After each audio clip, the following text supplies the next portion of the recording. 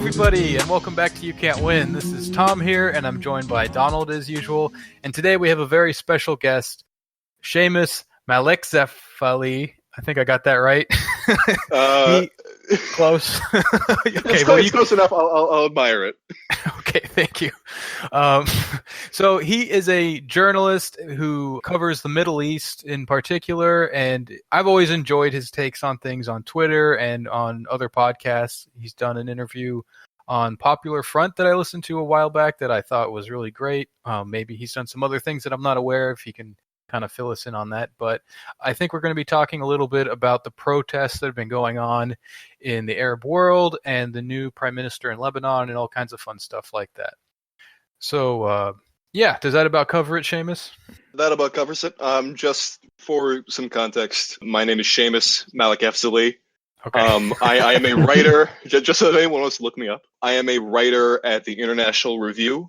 Previously, I was at Emerson Polling and Conflict News. I primarily write about media criticism, media propaganda efforts, conflicts in the Middle East, revolutionary movements, that kind of deal. So what's been happening in the Arab world as of late, starting in 2018, is that there has been a new wave of democratic protests. If you recall, back in 2011 and 2012, the Arab Spring, massive protests across the region overthrew governments in Tunisia, Egypt, Yemen, but eventually that turned into the Arab Winter with civil wars plaguing the region, dictators coming to power.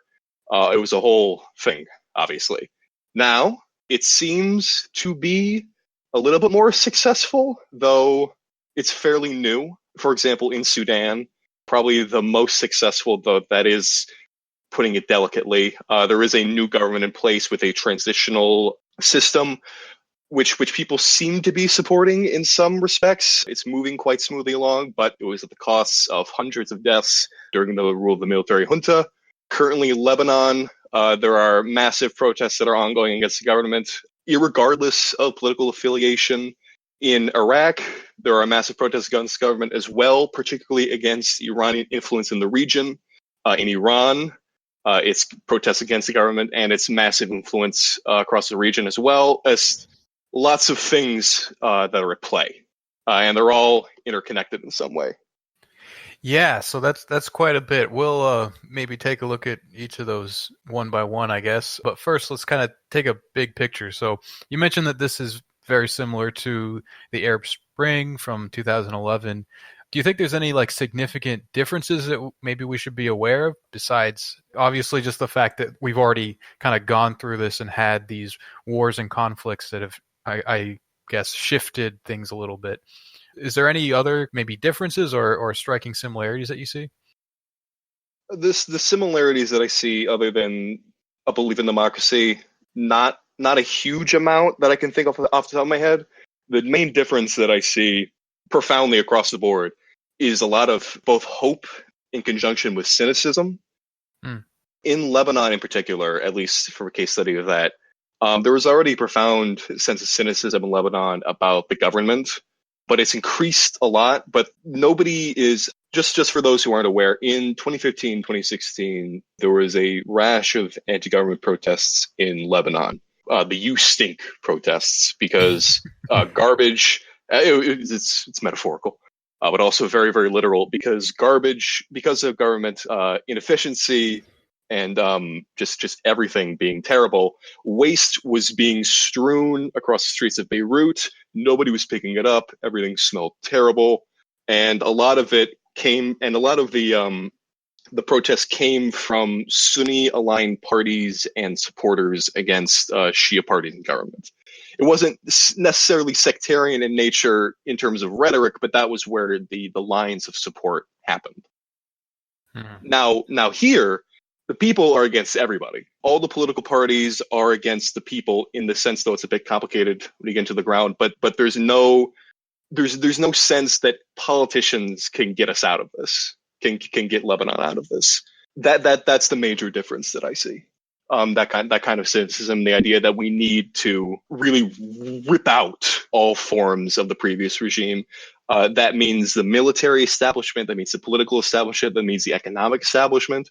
Whereas previously, where you saw in Egypt, people were very, very willing to have the military step in to take out Morsi after he was elected into office.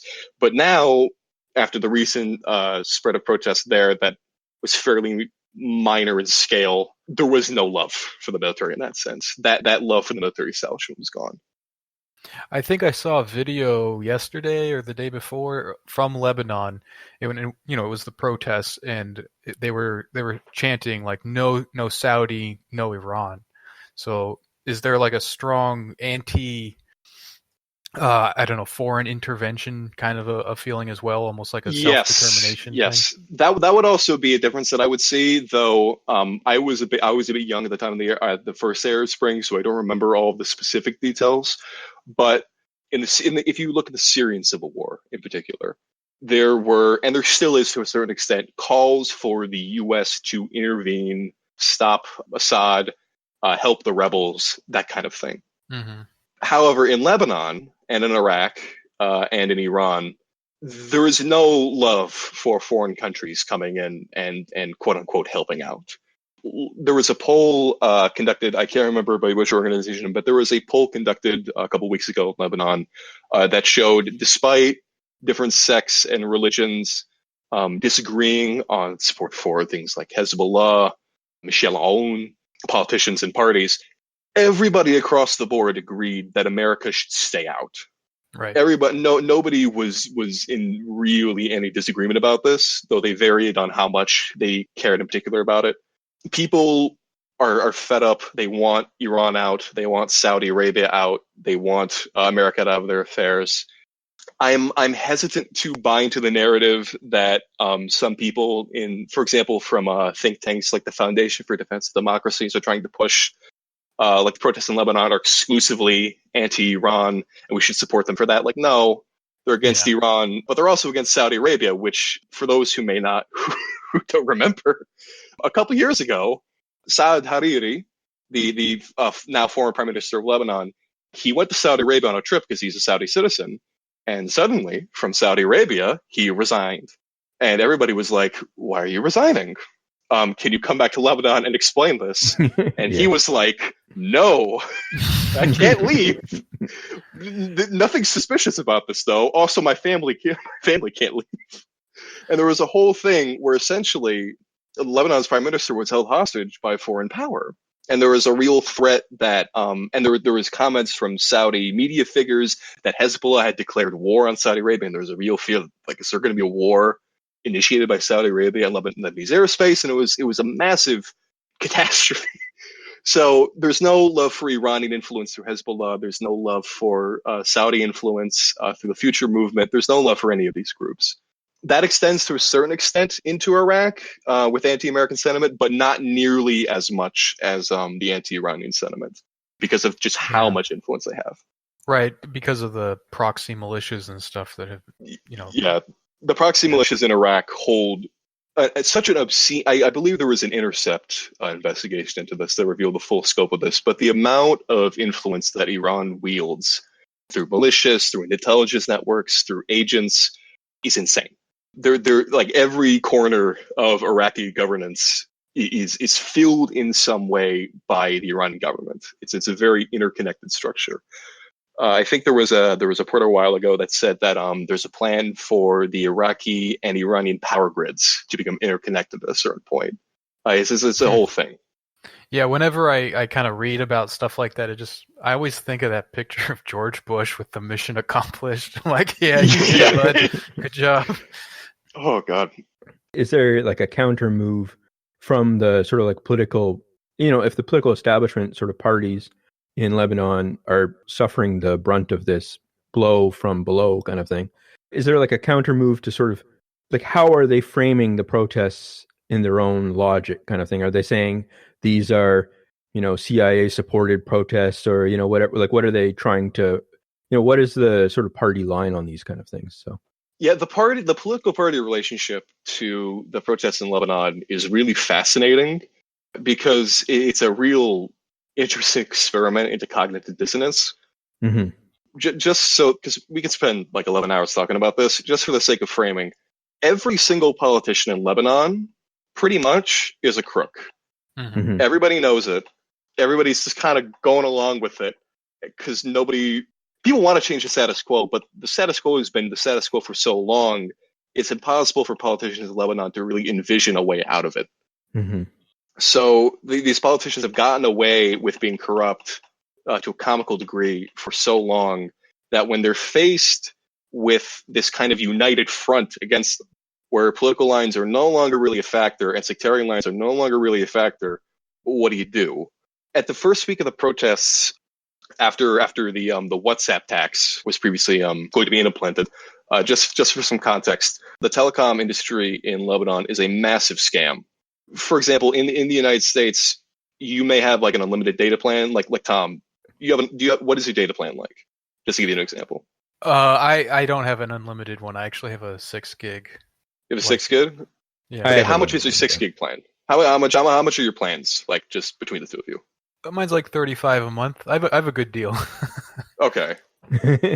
Mine's about 60 US. About 60 US? Okay. 55. So to get just 1 gigabyte of data, no matter how many restrictions you've got, that's about $30. Yeah. And there's pretty much a duopoly on this between two companies. So you can't really survive just texting in regular. You have to use WhatsApp, which circumvents the need by using Wi-Fi to send texts. And so people were doing this for years because it's the obvious solution to having to pay gargantuan amounts of money for texting and calling people. But then the government decides, this is the tax source that we need to get in on. Let's tax your WhatsApp messages. The thing that's supposed to be free. That's the entire point of the app. It's against the terms and regulations of this app to charge for it, but we're going to do it anyway. And this was kind of the breaking point for everyone after just years and years and years of having to put up with this nonsense. So they pour out into the streets, calling for the regime to fall, like the classic Arab Spring slogan. And it's just the largest protests in Lebanon in decades. It's just everything. And so the government obviously decides, okay, we're not that stupid. Let's pull back this WhatsApp tax. Let's see if they just go home. Didn't happen. So Saad Hariri decides, you know what? I'm gonna give us 72 hours for the cabinet. Just give us 72 hours. Let's discuss this. Maybe we could figure this out. They do that. Protests are still out there. Saad Hariri resigns. People still aren't satisfied. Okay. So Nasrallah, leader of Hezbollah, comes out and gives a surprisingly supportive statement to the protests, which a lot of people were not expecting, where he says, these protests are spontaneous. While we don't support the government resigning because there's a power vacuum that could be created, we support the ideas behind the protests. We're not going to interfere with it. This was a statement that was I would argue is a good statement. I don't honestly expect Nasrallah to say, you know what? I know we're part of the government, Hezbollah is part of the government, but you know what? We'll get out of here. I didn't expect that to happen. So that kind of continues along for the next week. The protesters set up roadblocks, and because Lebanon has no real public transportation or train infrastructure of any kind, that's a major disruption to everything. And so this is continuing on from now 1 week to 2 weeks. At the 2-week mark, Nasrallah loses his patience, and he goes out there and he makes the speech that's incendiary, that's divisive, and he says, these roadblocks, they're terrible.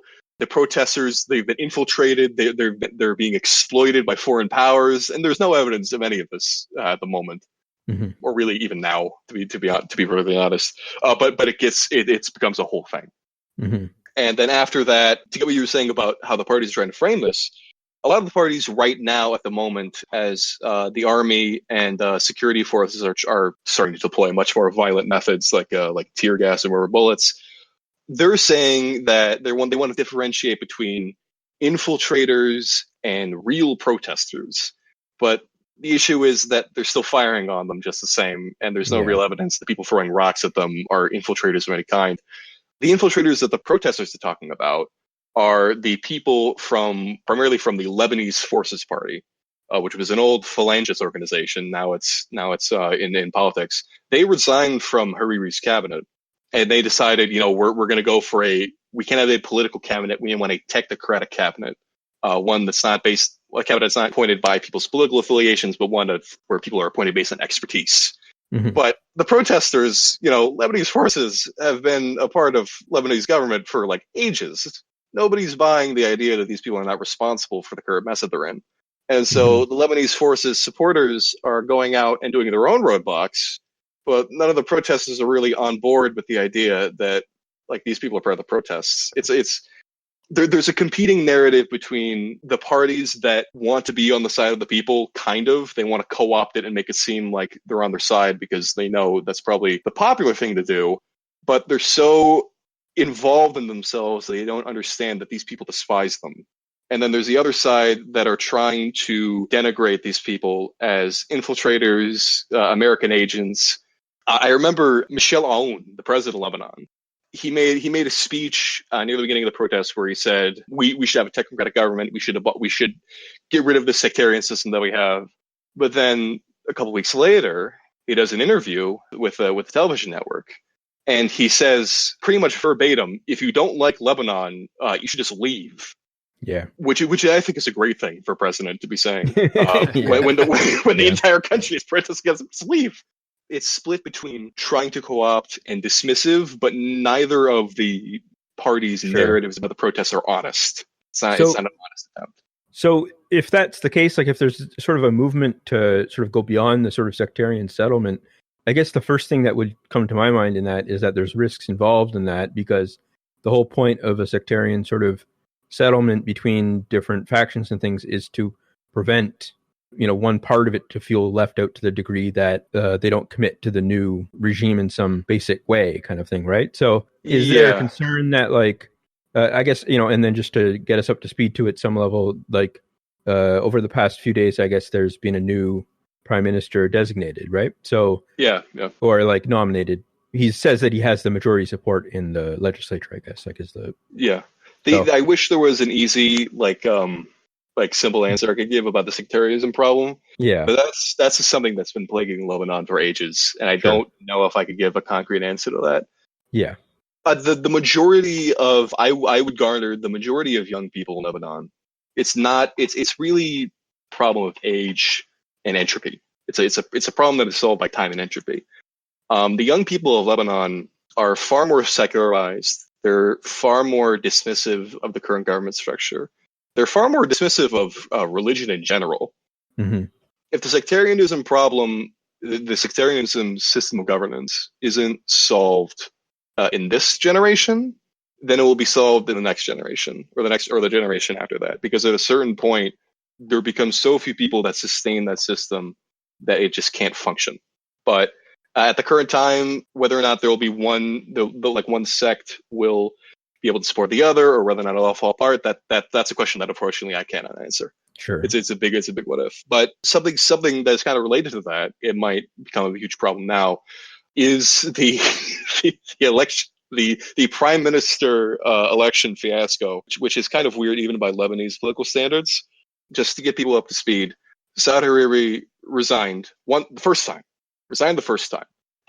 They were looking for a new prime minister. As the protest kept going on, didn't find one. So they decide, it's been a while since Saad Hariri resigned. Let's just nominate him again. Mm-hmm. This will go great. It didn't go great. Protesters started chanting against him immediately. So Saad Hariri says, "Okay, let's not do this again. Let's definitely find a different guy." So they find a man in the name Samir Khatib. Now, I didn't know who Samir Khatib was. I'd look him up. In my mind, he's a perfect prime minister candidate for Lebanon because he's not a politician. He's a very, very rich businessman, and he's a personal friend of Saad Hariri. Which, if you're talking about a political movement that is based on fighting nepotism and corruption and general economic interests, this is perfect. But then people started chanting against Khatib too, so they dropped him, and then a second time they tell Saad Hariri, So he decides he's gonna go for the prime ministership again.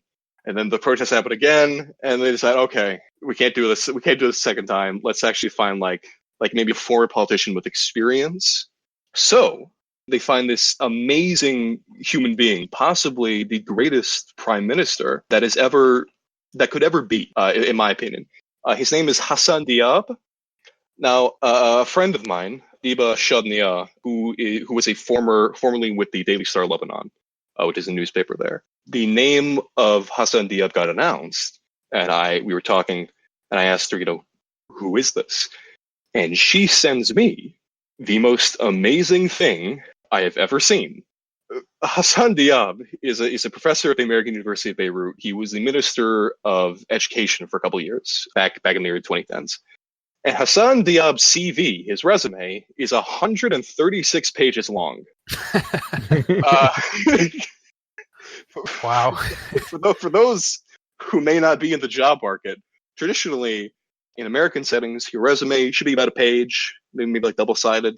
If you're in Europe, you might have your CV that's about maybe 2 or 3 pages. A CV that is longer than 4 pages is basically unheard of. But to have 136 pages, not only that, but complete with photos, your own personal logo. It is. I tried reading through it after she sent it to me, and it was insane. It is. This man describes in great detail every single time he's ever been to a conference, every single award he's ever gotten, every time he's ever been referenced in any scholarly article, and he's just everything this man has ever done, or every time this man has been mentioned is in this CV. He really wants you to know that he's really important. Yeah. And so I thought stupidly that was the only weird thing about him. But it gets way better. On his website, which is brought to my attention by Asad Abu Khalil, who is a professor at Cal State. Oh, that's the Angry Arab, right? Yes, the Angry Arab. He posted a page from Hassan Diab's website where Hassan Diab says that he was born with an innate wisdom that guided him through his teen years. And on top of that, which is really weird, there was a report on Al Jadid TV, one of the few independent television stations in Lebanon, about the book that Hassan Diab wrote. And I had not heard of the book that Hassan Diab wrote. I had not heard of it because the book that Hassan Diab wrote, his autobiography, is longer than the dictionary. He's reading, you see him reading through it, and it's just describing everything that he's ever done, and in more detail than in his 136-page CV. And they go to a market in Beirut, and they weigh it, and it the scale needle goes all the way up because it's so heavy. This man is obsessed with himself. No, it's just. There's not even a political. There's nothing really politically to disagree with him about because I don't know his political beliefs. Sure, but it's it's the epitome of. You could not have found a better example of the narcissism that embodies so much of Lebanese politics. You could not find a better person to embody that than Hassan Diab, and yet he was elected to parliament. So when I hear that, it makes me think that this person is being used almost as a proxy or empty suit kind of thing. Maybe not for someone that can be pushed around a bit. I don't know. That's what it sounds like to me almost, because it doesn't sound like a person that was a power broker that rose to the top as much as someone that's just being put there for a while or something. I don't know. Someone who can they can put out on the stage and everyone gets mad at them and it buys them some time while he thinks this is his big chance because he seems to be completely delusional. Yeah. You pretty much nailed it. That's I mean, obviously this is his first day in office. He still needs to form a cabinet, but the impression that I get is that because he was elected with no Sunni political party support. He was entirely elected by parties like the FPM and backing from Hezbollah, which is really unprecedented for electing a prime minister because Saad already had the backing of everybody, basically. So this guy, he's a self-proclaimed technocrat, which is what they've been pining after, supposedly. So this is supposed to placate them. He doesn't seem to have any real experience in handling huge issues. I would definitely agree that he is supposed to be a placeholder. I genuinely don't think that they are planning to keep Hassan Diab, AUB professor extraordinaire, around for years to come as a uniter, sort of like Saad Hariri was. I think they're trying to buy time and see. They're trying to, in my mind at least, they are trying to placate the protesters just enough. They're trying to see if they can buy time just enough to find someone new after the protests have maybe died down, and they can just kind of get back to business as usual. It's even though Hassan Diab is a Sunni himself, the prime minister has to be Sunni. He doesn't have any support from the Sunni parties. So if there's a challenge to his leadership, if people in the Shia-aligned parties start to break ranks, he's pretty much done for. Yeah, there's no political power really that needs to happen there. I guess, like, just from another side, I mean, just to be almost sympathetic towards the government is like, are there obvious things they could be doing to fix things? I mean, I know, just like some of the basics kind of things, like the country got, just devastated in 2006 or so. And then a lot of it seems to be like rebuilding and things. And so is there sort of go-to things that the movements are asking for that could actually fix things? Or is it just sort of like this overarching concern with corruption, which is going to probably take a while to get to business on, kind of thing, So yeah, there's I wish there was a certain thing where they're only demanding the resignation of a certain politician, because that'd be kind of easy to quantify and easy to like triangulate and make predictions off of. But the Lebanese protesters have made it pretty damn clear that they want the overthrow of the entire system that has ruled Lebanon. There isn't an easy decision that the political parties can make short of mass resigning. And I don't think that is going to happen anytime in the near future. I support Lebanese protests. I hope that they succeed in what they're doing. But I don't see any real path to what they're trying to pine after, at least at the current moment. Because the politicians in Lebanon are so unbelievably entrenched in the positions that they are in every facet of society that it's opaque. I don't know really what you could do short of just a mass societal groundswell, unlike the scale of what we're seeing even now, where people are pouring onto the streets. Sure. And so I guess one of the things that people do as foreign observers a lot is try to push things into like a left-right framework. Do you see any of that, like left movement as part of the protests, and like labor politics in general? Just kind of like, is that, I know early on in Egypt, I can remember when some of the protests, there was this sense that on parts of the radical left that this would be open up a new avenue for labor kind of thing or something like that. And then that kind of obviously diminished over time. But, is there sort of that left-right thing at all? Or is it still in that kind of populist mode where people look at the protests as just not resolving down into those policies or anything like that? So I'm not sure. I would agree with, at least because I'm obviously not there. I'm looking at it on my outside perspective. But while I would say it's still very much in that populist fervor right now, there's not any far right elements to it. At least from what I can garner. When you're talking about going against corruption and the economic system itself, there's very, very few right wing, at least mainstream, popular enough right wing critiques that I could see that could fit into it. Past, I guess, like fascism. I don't know. Yeah. But there's an interesting phenomenon. I wish that I could remember the name of it, but it's essentially the discussion tent. There have been things popping up like this all over Lebanon, where people are having free discussions about what they want Lebanon to be like in a new governmental system, away from all of these politicians and corrupt systems. And a lot of it is, at least from the young people and the students, it's very, very anti-capitalist. It's very, very left-wing, talking about gay rights. I remember there was a video of an AUB professor, a white AUB professor, going into one of these discussion groups and saying, capitalism has destroyed Lebanon. We need to form workers' councils to fill in the gaps of the Lebanese government, and that will eventually take down the system.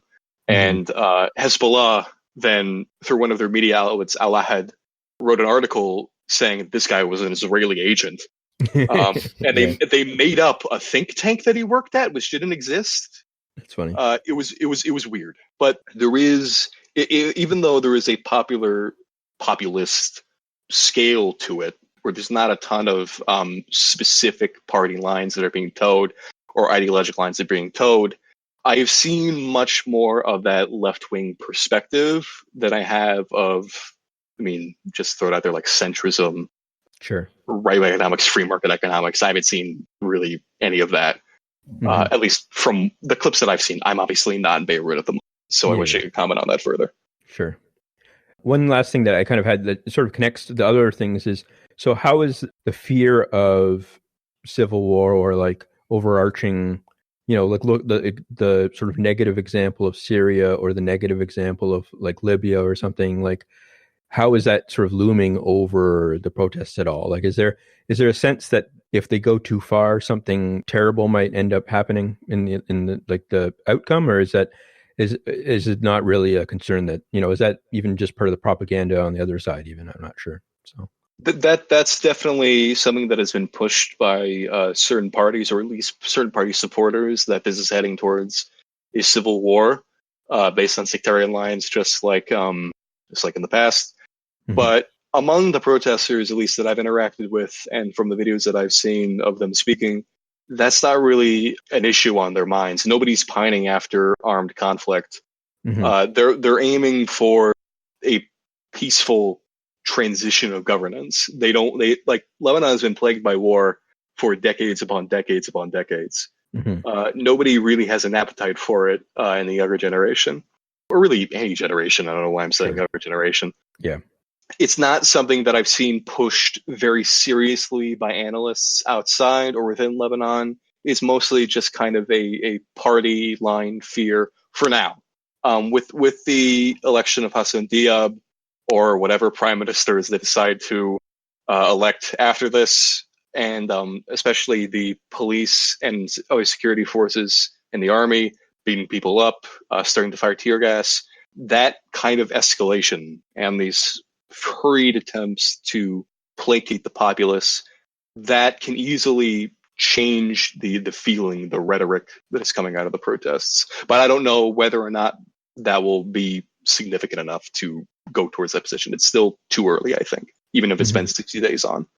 Wow. Well, that seems to me overall to be a fairly optimistic situation. I don't know. I kind of feel fairly optimistic about it, just because it seems like it's not being controlled by particular like political groupings or like outside forces or something. It seems like people are just like sticking to their guns and demanding something genuine and refusing every half-assed offer that's being made. So that seems pretty good. Yeah. There's in the thing that is, hardened even my dark and crumbling heart is so many of these countries have been screwed over by regional powers forever. Yeah. They've been at the mercy of these nations for God knows how long, and finally, like, people have had enough of it. There's a general idea that no matter, even if these countries are trying to support your popular movement, that it's toxic. There's an agenda at play there, and there's a widespread recognition of it. And especially in the context of the Iran protests and in Lebanon, that's very heartening. The idea that these nations, you're not defined by your foreign backers or the religion that you are. You're defined by your nationality. You're not Sunni, you're not Shia, you're not Saudi, you're not Iranian. You're Lebanese, you're Iraqi. Yeah, it's nice to see after so much death and pain. Yeah, that seems to be really the way that things got bad in Syria, is when things really hardened along those lines. And yeah, it is nice to see that doesn't seem to be happening in Lebanon. In let's just shift a little bit to look at Iraq or Iran, I guess, since they are somewhat tied together in some ways.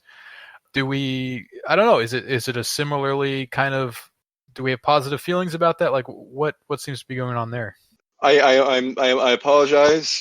The Iraqi protests are going, in a very delicate sense, very poorly. Right now, at the last casualty count, I saw nearly 800 people have been killed.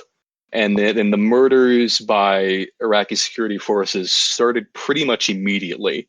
They started using live ammo on them.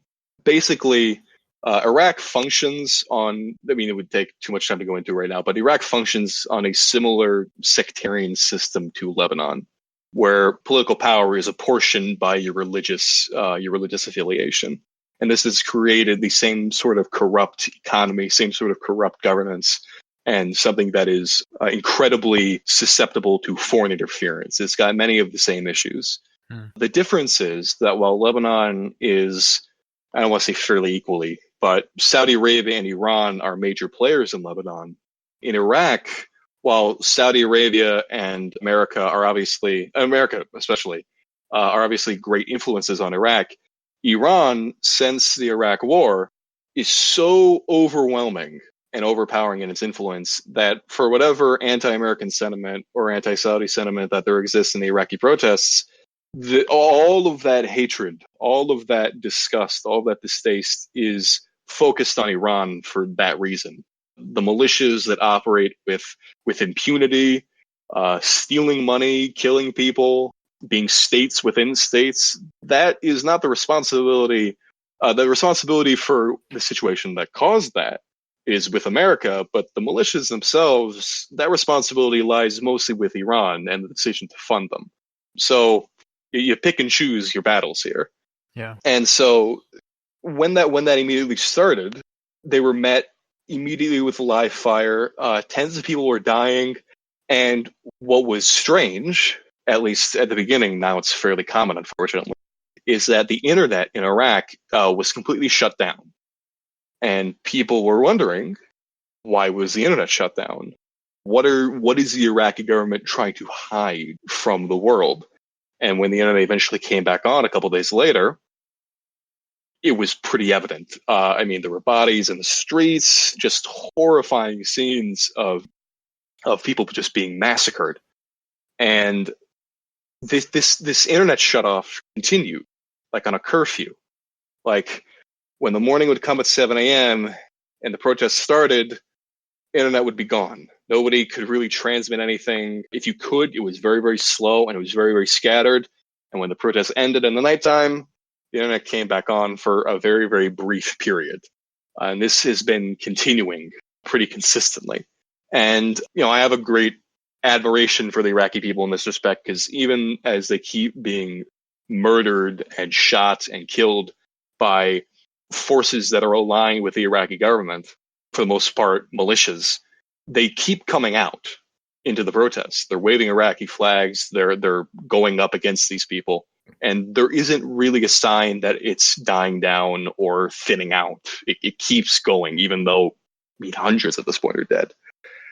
The issue that I see, the difference between my optimism and my pessimism here, is that in Lebanon, only now, 60 days in, are the government really starting to step up, trying to get rid of these people. And even then, it's tear gas or bullets. Nobody's, aside from a few casualties, nobody's dead yet, which were very, very early on, and that's a whole different issue. But in Iraq, again, those killings started immediately. The bodies started racking up in very high amounts. And at a certain point, even when a government is so committed to staying in power that it not only is willing to murder its people, but is willing to start murdering its people immediately. Yeah. It, to me, represents if they didn't do that, they know that they would be overthrown. And as soon as you start doing that, if you don't do the half measure where you wait it out and maybe you start killing protesters, but by that point, everyone's in. But if you start doing that immediately, you're basically just kind of hoping that if you just massacre enough people, it'll just go away. And when you go to that kind of severe measure, it might work. I don't know. It's a very, very morbid and horrible thing to kind of try to think about, that if you just massacre enough people, it might work out. But, it worked for Assad, murdered hundreds of thousands of people. And I mean, look, he's basically won the war at this point. Yeah. If you were Iran, if you were an agent of the Iranian government and you wanted to tell the Iraqi government, who has anti-government protests on the horizon that are, again, cross-sectarian, against all the political parties in power, I would garner that there was an example to look to just across the border, that, there was a lot of death, there was a lot of destruction, but if you jump on this train right now and you start killing all of these people, you can hold on to power for as long as you want. You can keep this awful charade going for as long as you want. Mm-hmm. And it's just kind of awful. Yeah. Sorry for the downer, folks. Yeah. I guess there's I guess one question I have just quickly on that is, are these protests exclusive to, I saw that Muqtada al-Sadr's forces in Baghdad and stuff are part of the protests now, and he's supporting them. But are they also in the Sunni areas, or is that is that part just so, is that where you're saying it's pan-sectarian, it's not just Shia, but so I guess one, it's the Shia regions are contested, it's not, there are Shia militias that are acting, with impunity from the government, but you've also got the Shia protests, obviously, right? As a major part of that. So yeah, I guess that just, how is that breaking down right now, I guess? Yeah. The thing is, with working with specifics in terms of this, it's a bit difficult just because of the internet blackout. But the narrative from that, what I can see, at least from the earlier on, is that there were protesters from Sunni areas that came in the early stage of the protests. But the major fear that came in that prevented a lot of Sunnis from initially joining the protests were the fear that they would be labeled as ISIS, that they would be labeled as ISIS supporters, because that has kind of been the prevailing narrative in a lot of government outlets. So while they were somewhat slow to enter, it's been there, but it hasn't been nearly as large as the movements in Baghdad, in Basra, in Najaf. It's not as huge part of it, not because Sunnis in Iraq have a huge affinity for the government at the moment. They don't, but there's a lot of political complexities at play in terms of how the Iraqi government has treated Sunnis in the past, with the threat that maybe they'll crack down on them even harder than they are with the Shias. I mean, you saw what was happening with them. I mean, what happens when they can easily just consider us ISIS supporters and just massacre us even more wholesale and declare that there's a terrorist threat that threatens this country? It's a bit complicated, and I don't have a huge amount of answers for why that's the case. Okay, and then we have Iran too, I guess. Things are blowing up there too. So Iran kind of has these periodic protests, and it's always a little bit difficult to tell how much of it is localized, say, to people in Tehran, and how much of it is some kind of serious threat to the government. How much of it is just it's hard to kind of gauge it, at least from my perspective. So maybe you could offer some light on that. What are these protests in Iran about, and how serious are they? Yeah, Iran, thankfully, I have, unlike with Iraq, I have contacts inside of Iran that I've been talking to fairly regularly. The protests in Iran started because, aside from the usual economic concerns, frustration with the government system at large, yada, yada, yada, the main breaking point for this one was Iran has pretty famously low gasoline prices, even in a state where people are plunging into poverty. The currency is just exploding in inflation. People at least knew that they could fill up their cars and go places. And previously, about a week before the gas prices increased, which was the breaking point, Hassan Rouhani went on television and said we had found this giant oil field. there's going to be so much natural resources coming in, fossil fuels. We can wean off of any of our remaining reliance on foreign oil exports. Like, we can keep the Iranian economy from completely collapsing here. So people thought, okay, the sanctions regime that Iran is under at the moment from the U.S. is pretty crippling, but at least there's that small light at the end of the tunnel there.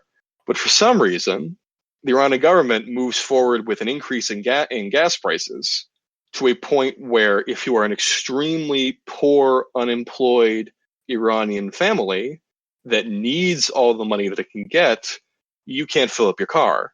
What happens at that point? Like, the U.S. has basically stolen your livelihood through sanctions, so you can't interact with international business. The Iranian government has stifled your freedoms. What do I have to lose at this point?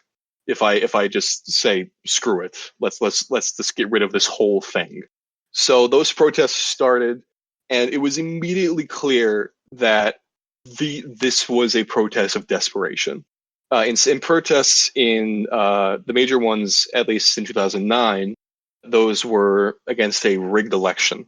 Mahmoud Ahmadinejad had stolen the presidential election from reformist candidate Mir Hossein Mousavi, and there was tons of election irregularities, and people from all over Iran, outside of Iran, were united in the idea that Hassan Rouhani should be the next president. It wasn't overwhelmingly a regime, and a protest aimed at changing the Iranian government to a different system, but there was that kind of air about it.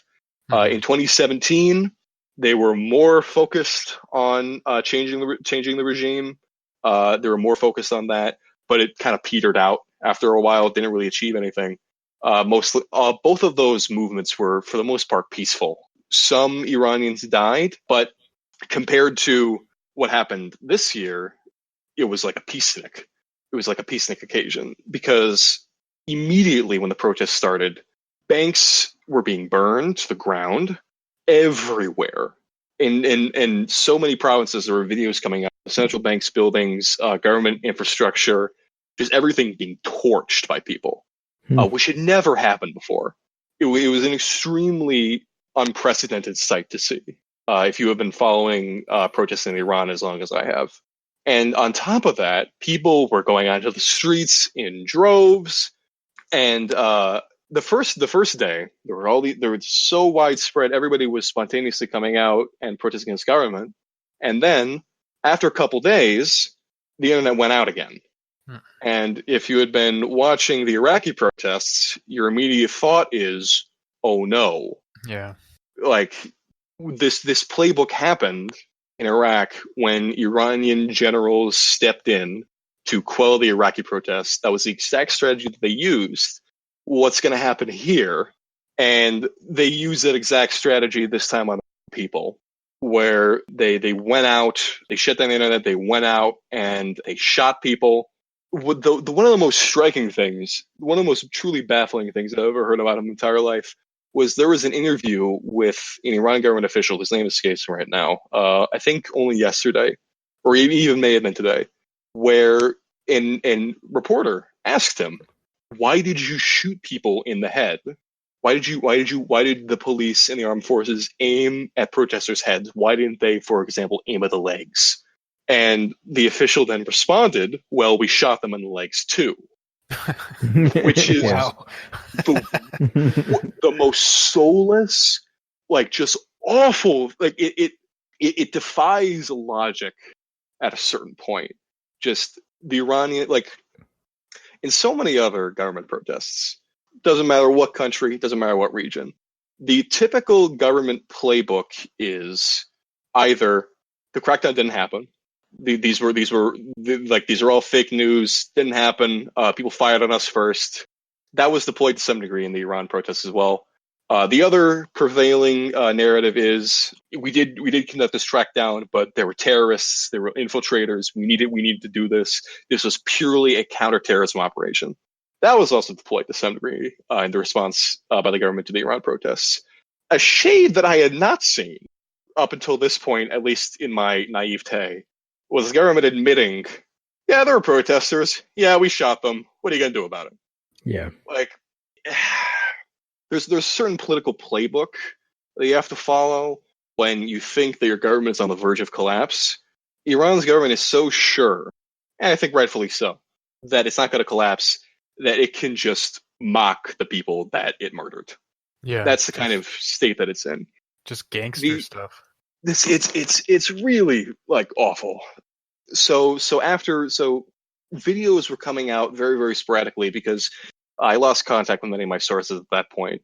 I know certain reporters at reformist newspapers had to use multiple proxies to even to even tweet out anything at that point.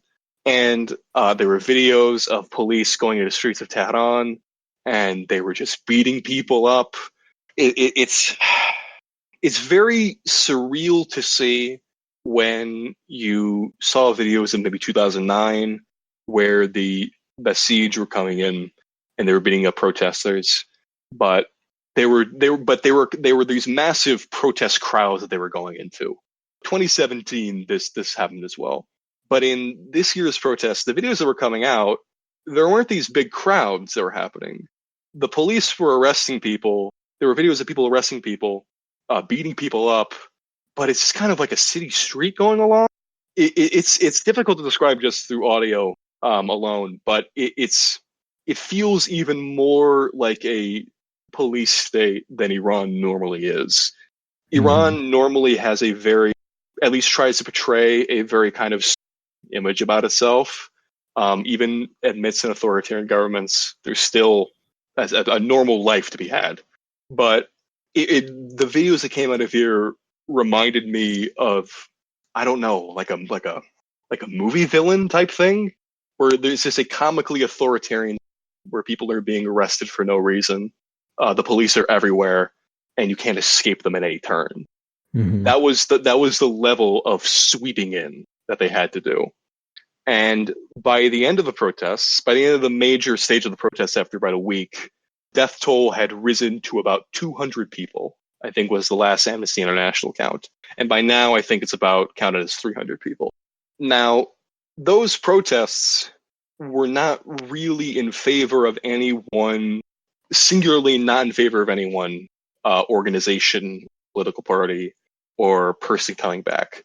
There were scattered videos of people shouting Reza Shah, but it's difficult to describe for someone who's not familiar with the Iranian diaspora.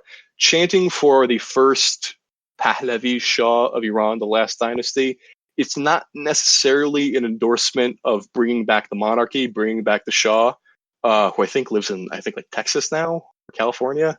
It's more of it's more of a callback to nostalgia. The first Shah was a man who was portrayed in Iranian textbooks and in the Iranian media as someone who loved his country, who industrialized his country and set it on the correct path, not as cult of personality as maybe like Ataturk or something of that caliber, but someone with a certain amount of mythos to it. And loving and having a nostalgia for Reza Shah is pretty apolitical.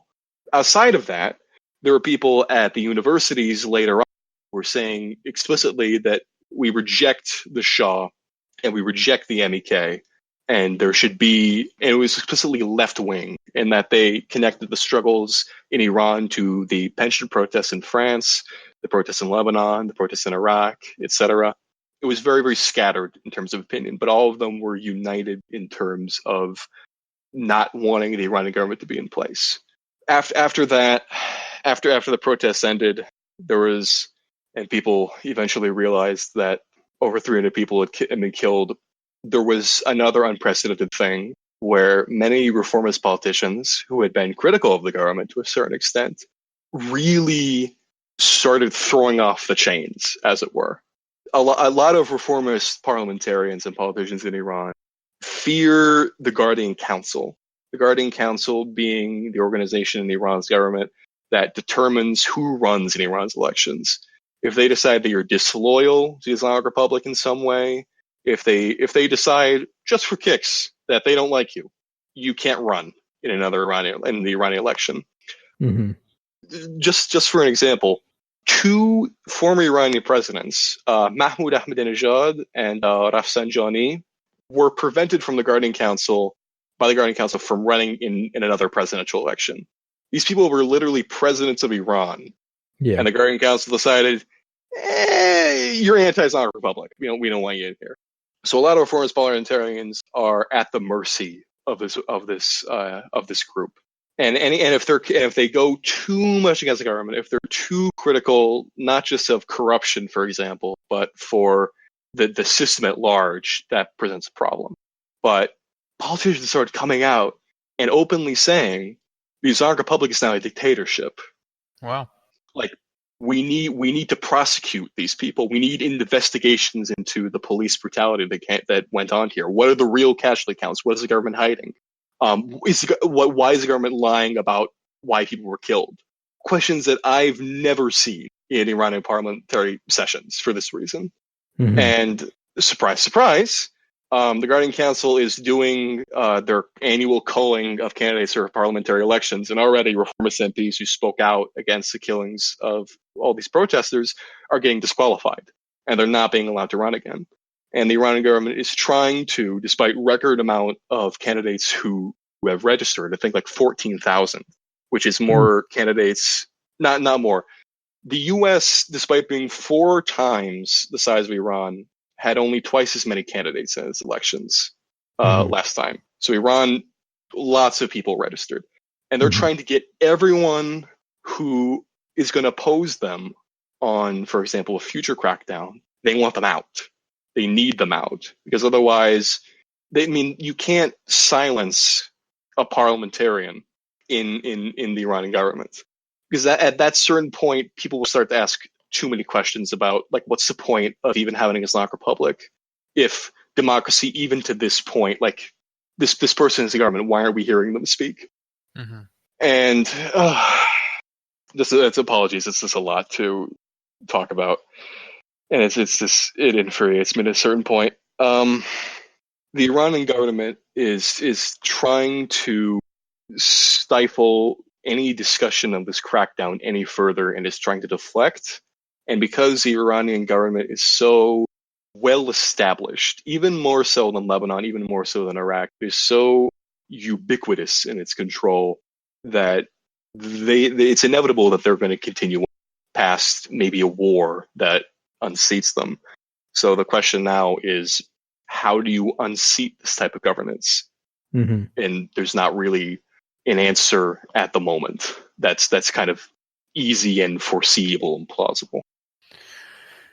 Yeah, well, yeah, it seems like there's a lot of question marks, basically. We don't really know what direction things are heading, and to varying degrees, there's reasons to be optimistic, and I don't know, just a little bit of sense of the tragic going on with all these things, too. Yeah. One thing that I do, and again, apologies for this horribly depressing episode that we've presented with you here. This is normally a very fun show about funny stories about Bill Clinton. However, there is some reason to be optimistic, even if there's so much murder and there's so much death, in the sense that the younger generation, whether it be in Lebanon or in Iraq or in Iran or really any country in the Middle East right now, they're much more secularized. They're much more politically aware. They're much less susceptible to government pushed bullshit. They're just better. This is a problem that, even if it takes a long time to unseat, it is a problem that will almost inevitably solve itself. When there are literally no more supporters of the current government, it can't sustain itself on just these few remnants. It needs the popular mandate. And when the popular mandate is already starting to, and the younger generation continues to move its way into these seats of power, it will eventually fall apart, even if it may take years upon years upon years. It is a problem that is inevitably solved by time. Yeah, and I mean, it seems like people are willing to fight. You know, that's really like an inspiring thing to see, that in the face of very bleak prospects, people are just like, well, what are we going to do? Just sit down and take it? I don't think so. Yeah. I don't know. Yeah, I don't know. I appreciate you guys, coming on and talking to us about this, though. It was I don't know, quite a ride. I don't know. Yeah. So Okay, yeah, so let's get into the questions. Let's see. So people on Twitter, you know how they are. Can the people of Iran support a Shah so Shah that even the Shah can't Shah? What? So he's doing the tongue twister thing, you know? Oh, jeez. Okay, can you spell the? What is he saying? Can a Shah be a what? Can the people of Iran support a Shah so Shah that even the Shah Oh, can't Shah? I mean, it's an okay. Just for some context for the idiots, I guess. The term that he used describing means king of kings in Farsi. So can the Shah be so Shah of Shahs that the Shah can't be Shah? Interesting question about Iranian diaspora politics. Can the even talking about this, I feel like an idiot. Can like, is there a question that maybe the idea of the Shah in many of the minds of the Iranian diaspora, it's very, very malformed. It's not real. Could, if the monarchy were to come back, God forbid, he ruin their expectations and they reject him outright? Sure, I don't know. Such a stupid question. all right. What else we got? Okay, well, like I said, these are all kind of jokey. So, how do you get to the end of the terminal after you pass security on part 4 of the L4D2 campaign? Dead Air? Okay. For the person asking this, the terminal the airport campaign is in the first Left 4 Dead. It's on Left 4 Dead 2. But if you want to pass by that, you need to first go through the security gate, and then you need to rush to the actual gate that you need to go to. If you stick around and you try to fight off the zombies, they will eventually overwhelm you, and no amount of bile or pipe bombs that you fire, it's not going to be able to really do that. It just needs to be a straight shot to the gate, and the door is open, and you can get in there. That's the only way I've been able to beat it. Huh. Well, maybe there's some metaphorical resonance there with the protests. And yeah, it's something about Lebanon. I don't care. Yeah. All right. Okay. And then the next one here is why were another name I can't pronounce. Why were Thucydides and Clausewitz right about everything? Is the person who asked is his name James by any chance? Yeah. James at Gravity. Oh God! Oh, this is a dumb question. I don't know who these names are, but I assume they're complicated and like old people, and it's meant to piss me off. I don't care. They're old and they're dead. I don't care. Okay. I know Clausewitz had that like theory of war or something. I think like he's like a Prussian guy, I think. Yeah, that sounds something. Right. I don't know. I didn't study. I don't know this, man. Yeah. What else we got? Yeah, 2 more for you. How did the Middle East get designated as a region? So I think that has something to do with like British imperial kind of ideas about how to refer to different parts of the world and stuff. So. Okay. If I'm assuming it's not, I'm going to assume it's about how the borders got divided and not like how the Middle East got defined as a region. No, I think it's about how the term Middle East came to be the term that we use. Oh God, do I know that? I don't think I know. Oh geez, I don't know that. I mean, God, the whole veneer is gone. I don't know anything. I think it's kind of like it's the eastern part of the world, but it's not the far eastern. It's the Middle Eastern. It's the closer part of the eastern world. So if you're looking at it, I know they used to call the region the Near East beforehand. Yeah, right. They didn't always call it the Middle East. But I'm definitely not reading off of the Wikipedia page right now. It says that it may have originated in the 1850s in the British India office, and it came into prominent use in the Brits. If you watch as many ISIS videos as I do, you would know that the Sykes-Picot Agreement that formed the Middle East borders is a very, very hot topic at the moment. It ruined everything, and I, for one, am against it to this day. Crypto ISIS supporter here. Okay. Okay. I do want to tell one story here, if I may, relate to that. My friend is going to hate me for telling this. Once I was visiting him back in Boston, and we were in a room with a bunch of my friends who were women, and also a woman who I had briefly dated, and we were talking about how at one point a very old account of mine had been suspended. And my friend Spencer interjected with, "Oh, it's because you're a supporter of ISIS," in front of all of these people, and they wouldn't stop laughing for like 5 minutes. I had to, no. Oh, well, God. that leads into our next question quite well. Actually. Oh, great. Would Séamus join ISIS, considering terrorism is a more stable career than journalism?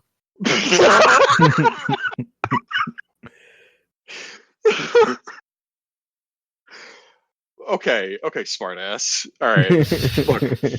Look. If you were in the know like I am, ISIS was defeated as an organization earlier this year at the Battle of Baghouz, County. Have you heard of it? Journalism, however, there are millions of outlets out there that I could work at.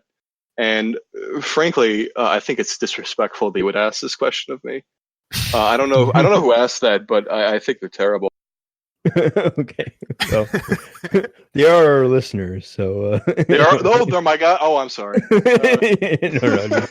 we're all degenerates and slobs. Don't worry about it. All right. Yeah. Oh, if any Slavic outlet would like to hire me, I didn't with that last statement.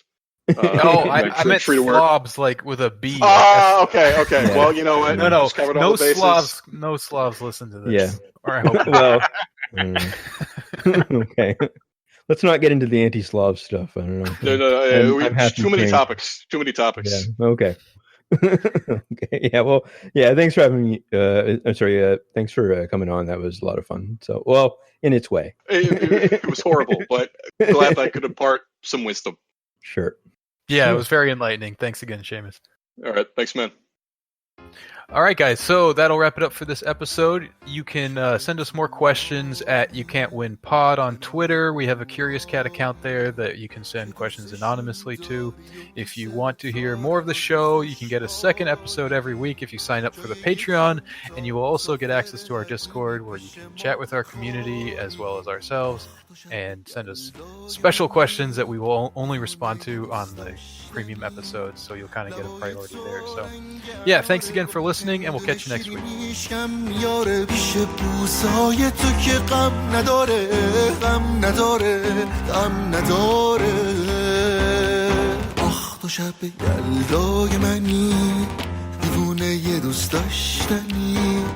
لبای تو رنگ اناره و هندونه شیرینیش کم میاره پیش بوسای تو که جنس یاره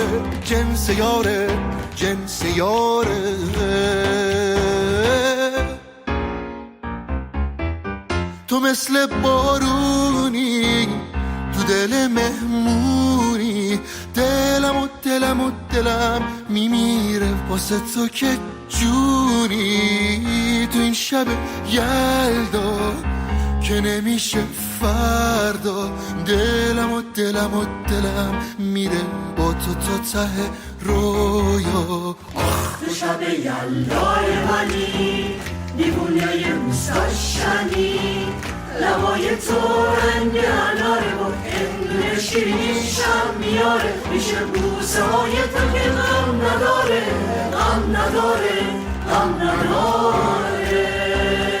آخ تو شب یلدای منی دیوونه یه دوست داشتنی لبای تو رنگ اناره و هندونه شیرینیش کم میاره پیش بوسه های تو که جنس یاره آخ تو شب یلدای منی